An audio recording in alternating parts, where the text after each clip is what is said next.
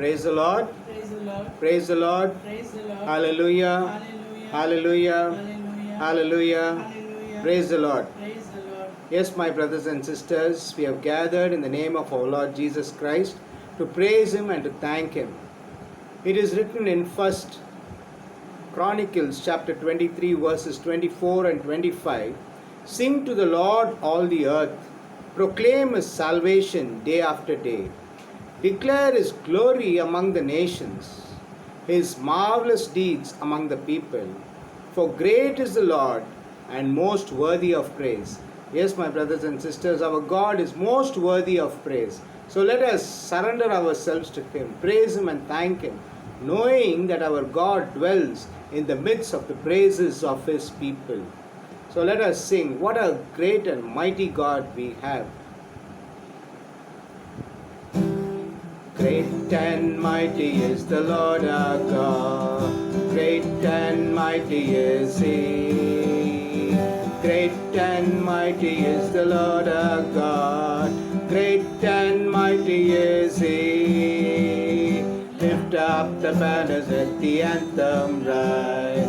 Through Christ our King.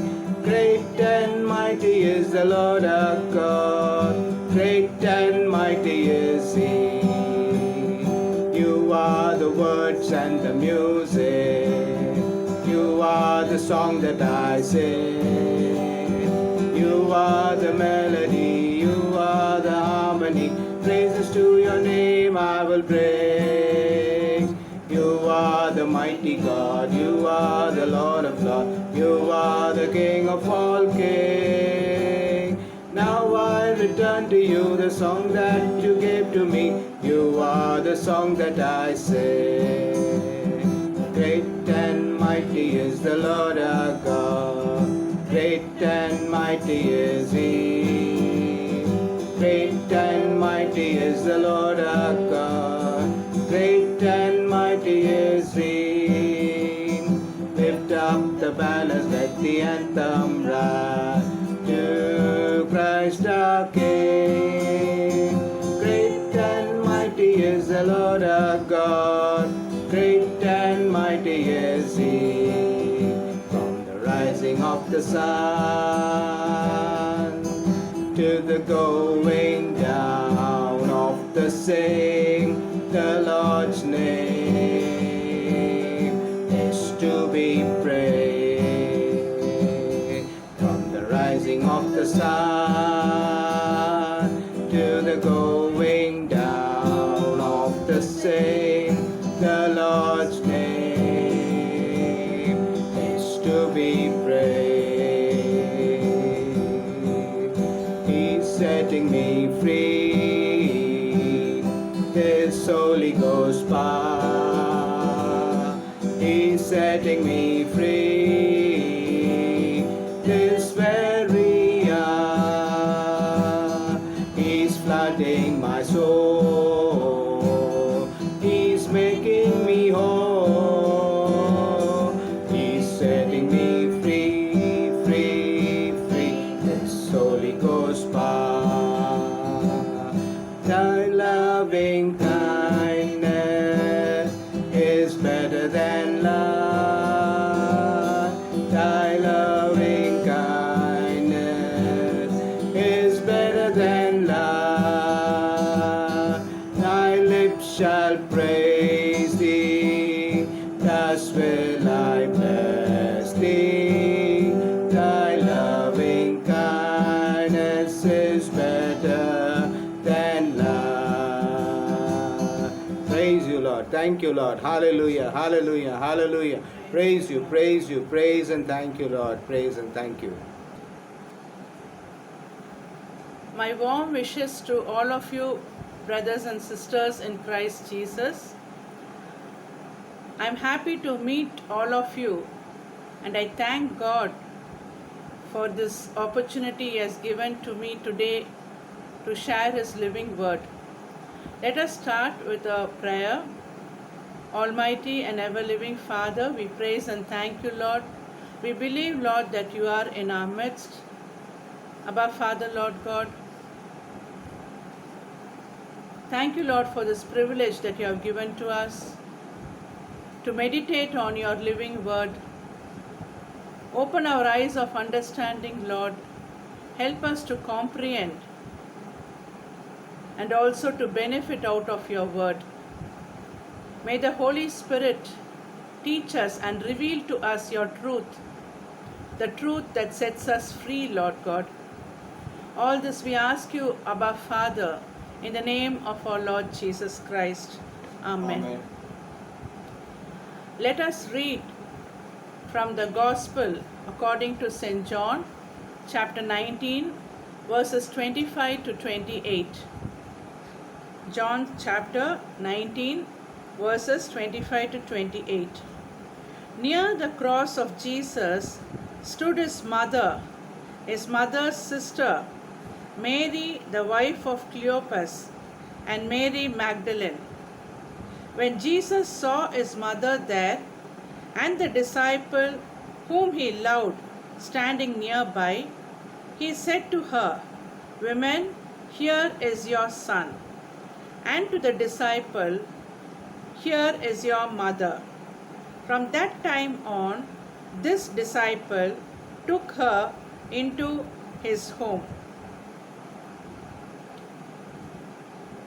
We have heard and read this passage many times from our Holy Bible, and we have learnt many truths from this passage.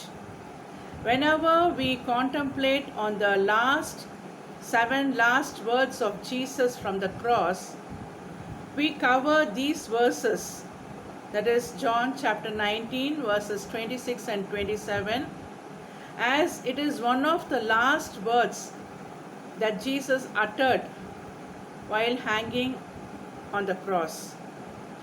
And so we are quite familiar with what this passage conveyed to us.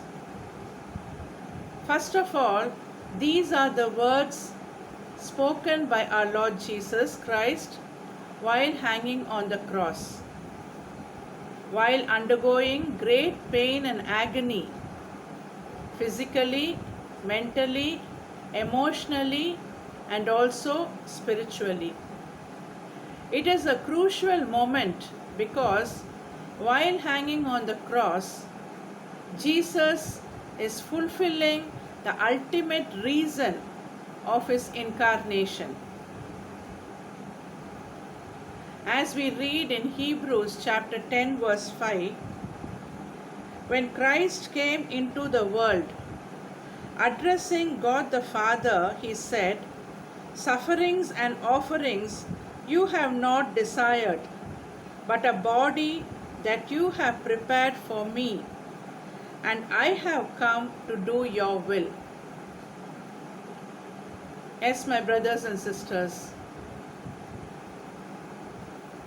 the main and foremost purpose of Jesus coming to this earth is to execute the plan of salvation of his Father by literally dying on the cross for our sins and saving the entire humanity from the clutches of sin, Satan, and hell.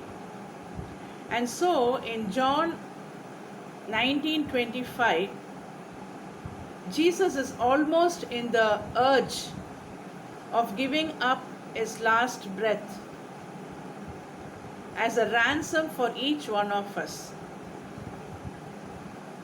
But just before giving his last breath, Jesus gave this declaration saying, "Women, here is your son." And to the disciple, "Here is your mother." Because Jesus felt the necessity to do so. And what is the necessity?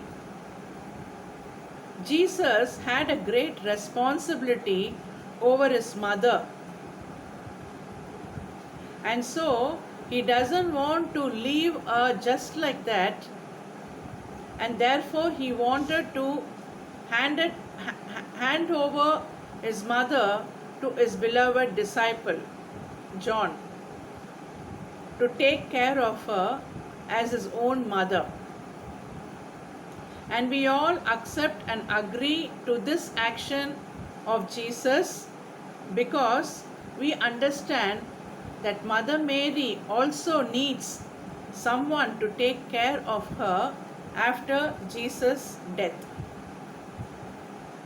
But there is a greater and a higher reason for this declaration of Jesus from the cross.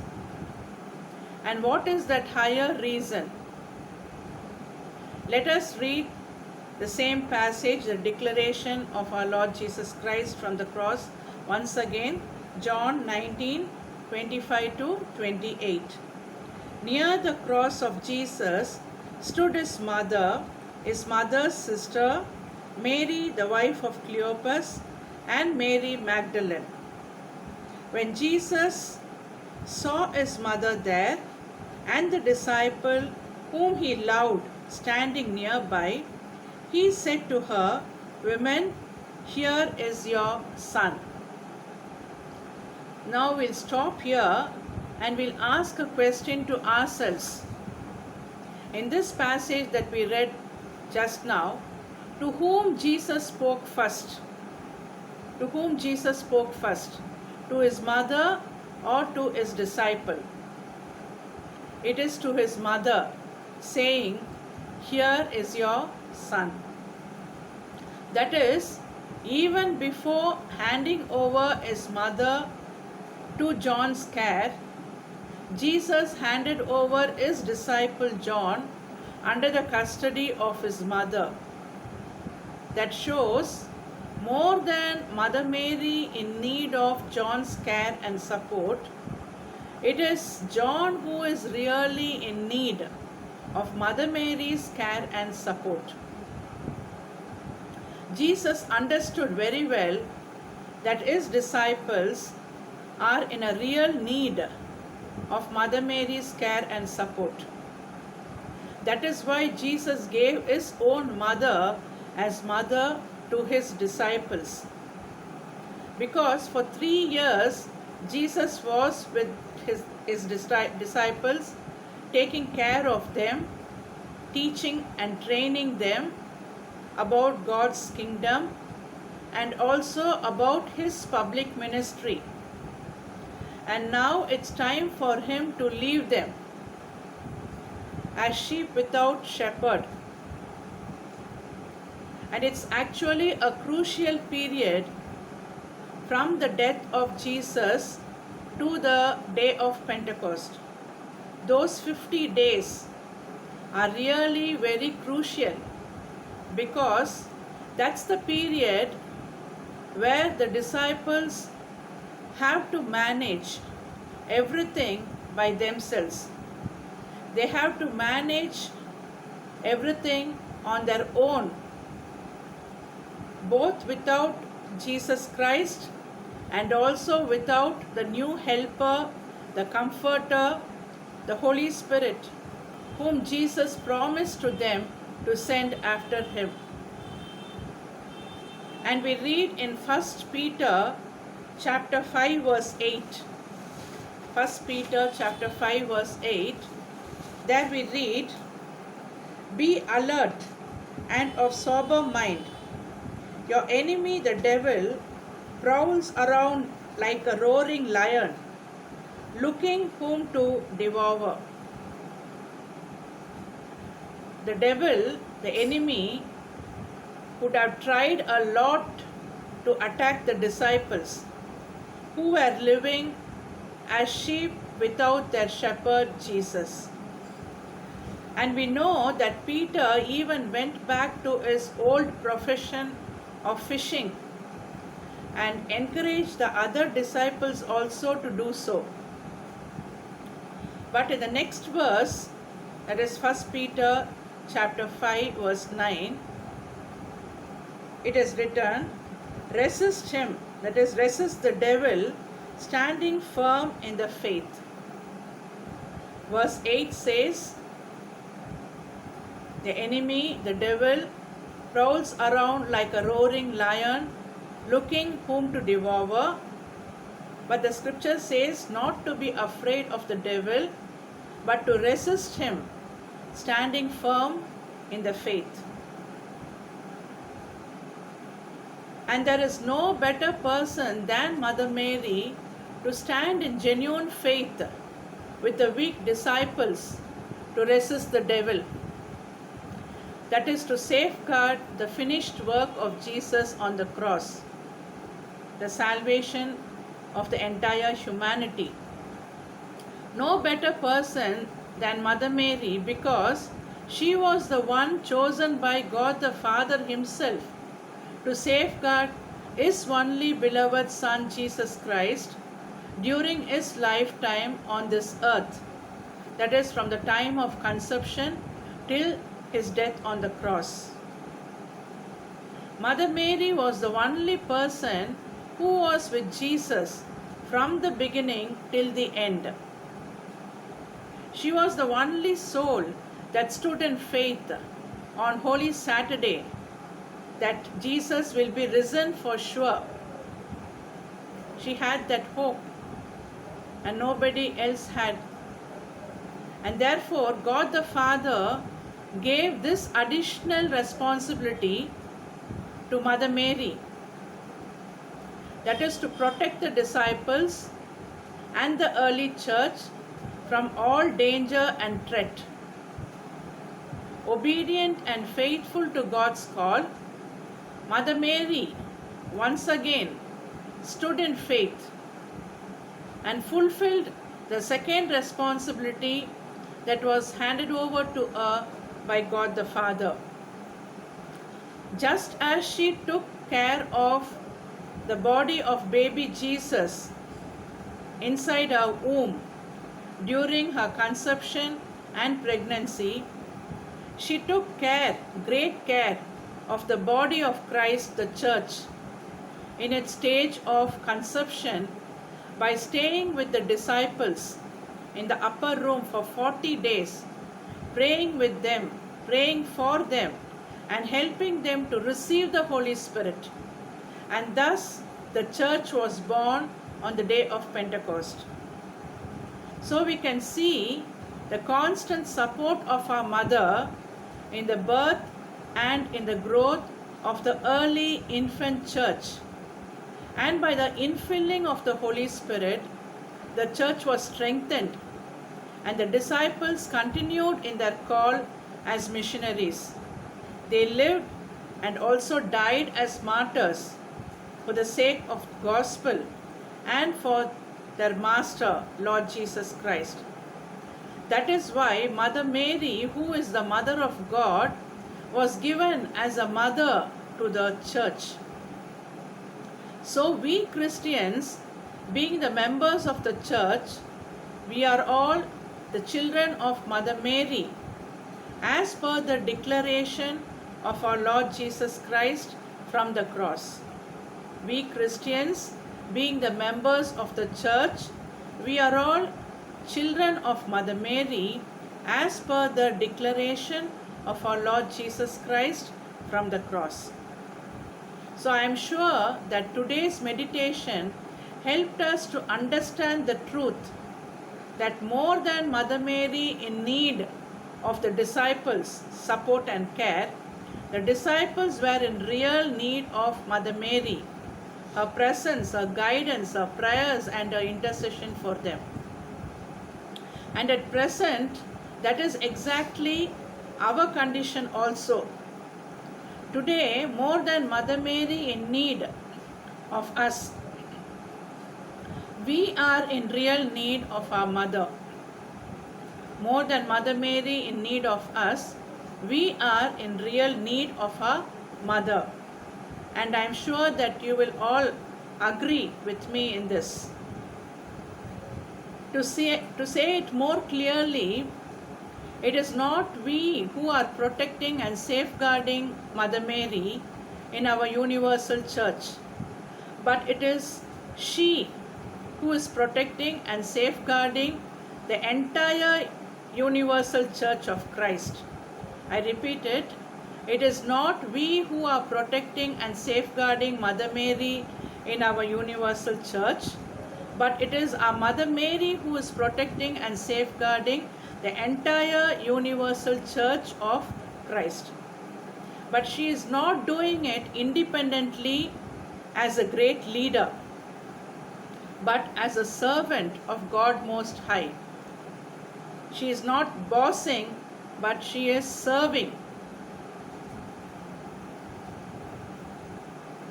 By continuing to be faithful to the great call that she received from God the Father during the time of Annunciation, and still continuing to serve under the leadership of our Lord Jesus Christ, submitting herself to God's power and authority by saying, "Behold, the handmaid of God, be it unto me according to your word."